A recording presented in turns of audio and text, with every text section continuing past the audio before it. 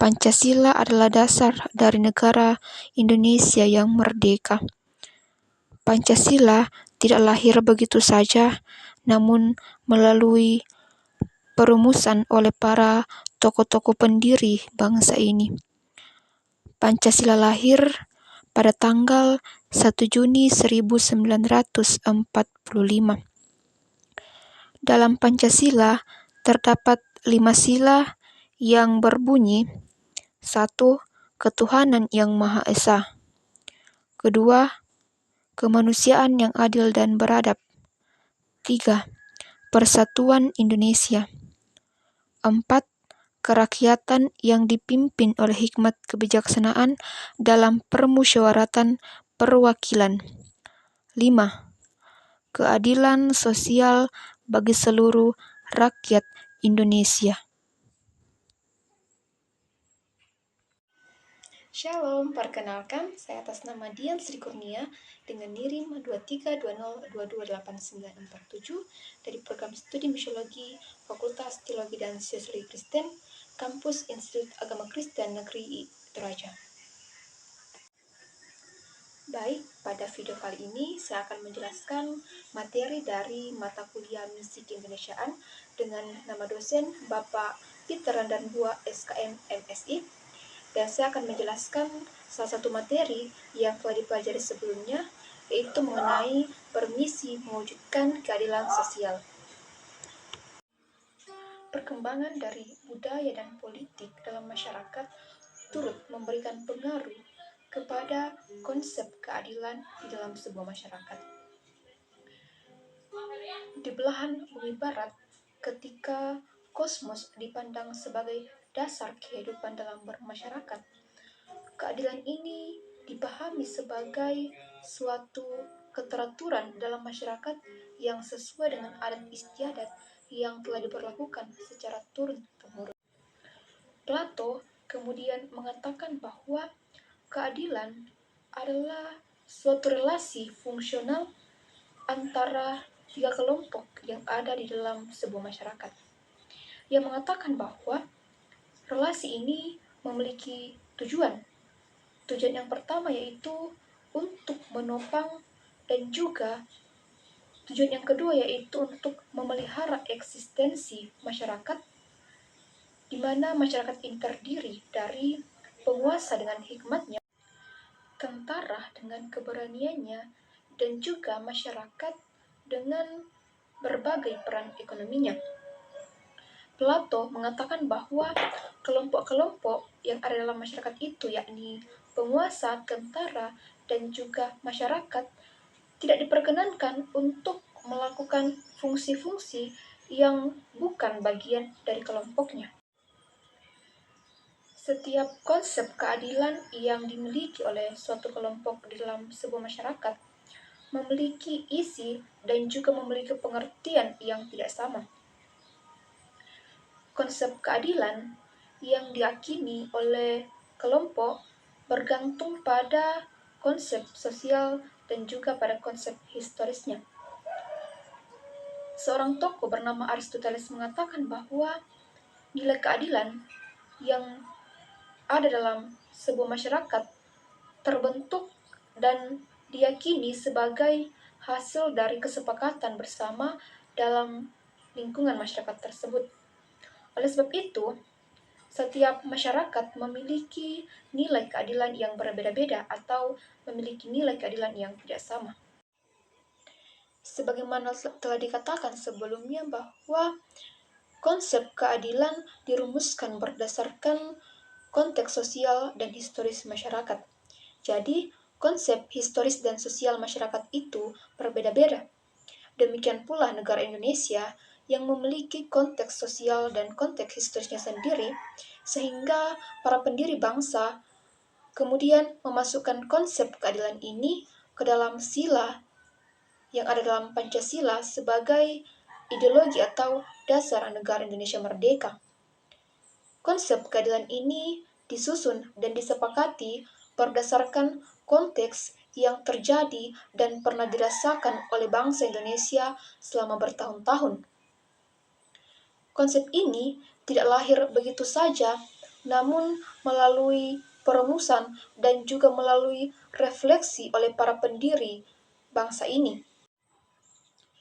Konsep keadilan yang diyakini dan dipercayai oleh bangsa Indonesia bukanlah konsep yang mencontek atau bukanlah konsep yang mengcopy paste dari bangsa lain. Jika kita melihat dan memperhatikan sejarah sosial dan sejarah historis bangsa Indonesia, di mana bangsa Indonesia pernah mengalami diskriminasi. Harkat dan martabat sebagai manusia direndahkan, bahkan Indonesia mengalami diskriminasi dalam berbagai bidang, termasuk dalam bidang keagamaan. Tenaga, bahkan harta dan benda yang dimiliki oleh bangsa Indonesia kemudian dirampas dan juga dieksploitasi oleh para penjajah selama berabad-abad. Bangsa Indonesia hanya dijadikan sebagai alat oleh para penjajah untuk kepentingan mereka sendiri. Pengalaman yang dialami oleh bangsa Indonesia ini cukup untuk menyadarkan bahwa ketidakadilan adalah sesuatu hal yang tidak manusiawi. Dalam sebuah tulisannya, salah seorang pendiri bangsa Indonesia yaitu Muhammad Hatta mengatakan bahwa demokrasi politik dan demokrasi ekonomi tidak dapat dipisahkan. Keduanya untuk mewujudkan cita-cita demokrasi yang lebih luas. Demikian pula, pendiri bangsa ini yang lain itu Soekarno memiliki pendapat bahwa negara yang demokratis juga adalah negara yang memiliki ekonomi yang merdeka. Tanpa ekonomi yang merdeka, maka mustahil sebuah negara akan dapat berdiri, karena tidak mungkin rakyat akan tetap hidup jika kemudian tidak memiliki kemerdekaan dalam hal ekonomi. Agar negara Indonesia merdeka yang dicita-citakan mengalami revolusi kebangkitan setelah mengalami kehidupan terjajah dan mengalami kehidupan yang tidak berkeadilan, maka revolusi harus dilakukan baik di dalam bidang politik atau nasional maupun dalam revolusi sosial. Keadilan dan juga kemakmuran adalah cita-cita murni dan asli yang dimiliki oleh rakyat Indonesia sebagai tujuan akhir dari revolusi. Keadilan sosial dapat diartikan sebagai keadilan di dalam kehidupan bermasyarakat yang dalam sila kelima Pancasila merujuk kepada keadilan dalam bidang politik dan juga keadilan dalam bidang ekonomi. Setiap warga berhak untuk memiliki dan juga menikmati kekayaan Negara Kesatuan Republik Indonesia untuk kesejahteraan ekonominya. Kemudian, keadilan politik berarti semua rakyat memiliki kebebasan untuk dipilih, kebebasan untuk memilih, untuk menjadi hakim, untuk menjadi menteri, dan juga lain-lain. Pada awalnya, ekonomi di Kepulauan Indonesia pada masa prakolonial berjalan dengan baik. Namun, perekonomian mengalami gangguan dari luar, seperti dari negara-negara di Eropa. Oleh karena pengaruh bangsa-bangsa tersebut, perekonomian di Nusantara mengalami kemunduran. Berbagai kebijakan yang dilakukan oleh para penjajah kemudian memberatkan pribumi, bahkan membuat mereka menjadi miskin. Hatta dalam tulisannya kemudian mengkritik ketidakadilan ekonomi oleh karena kapitalitas kolonial.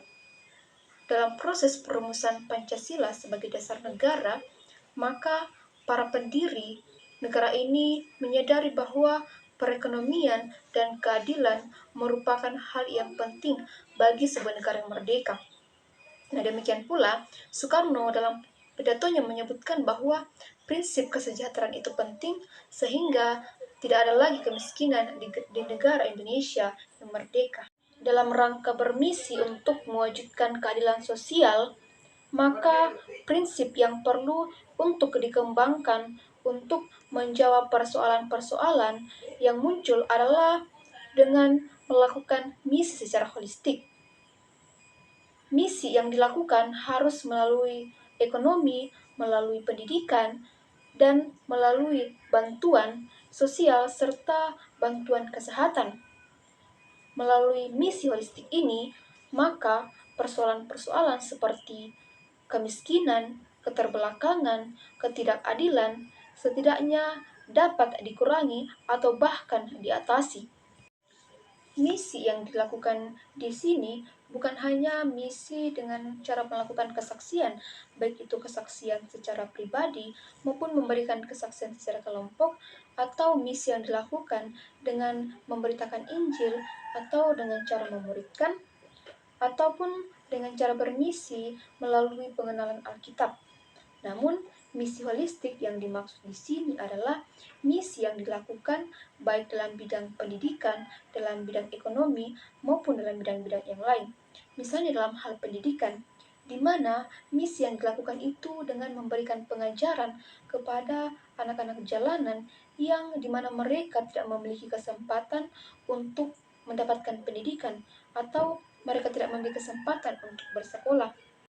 Selain itu, untuk mewujudkan misi keadilan sosial, maka hal yang perlu dilakukan adalah memberikan makanan kepada anak-anak yatim piatu, kepada janda, kepada duda, yang kemudian bahkan untuk makan saja mereka tidak mampu karena ekonominya yang kurang. Atau misi juga dapat dilakukan melalui melakukan perlindungan terhadap perempuan atau terhadap anak-anak yang terbelenggu oleh karena para pelaku pelecehan seksual. Namun selain itu, mewujudkan keadilan juga harus dilakukan bagi ciptaan yang lain, bagi lingkungan, bagi hewan-hewan, maupun bagi tumbuhan di sekitar kita.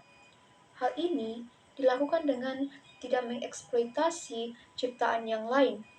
Jangan kita berlaku antroposentrisme, namun mari kita senantiasa bermisi untuk mewujudkan keadilan bagi semua orang, bahkan bagi semua lingkungan di mana kita berada.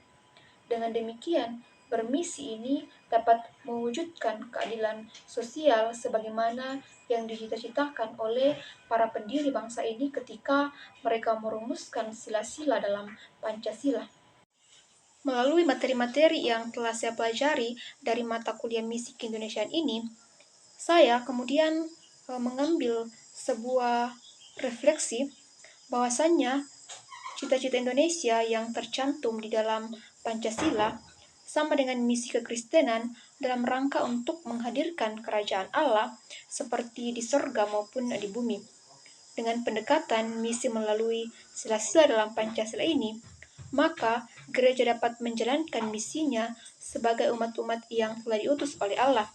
Untuk itu, mari bermisi dengan mewujudkan Pancasila dalam kehidupan bergereja dan bernegara. Selamat menjadi misionaris dengan semangat kebangsaan. Terima kasih. Demikianlah materi mengenai bermisi untuk mewujudkan keadilan sosial yang dapat saya jelaskan pada kesempatan ini. Kurang dan lebihnya mohon dimaafkan.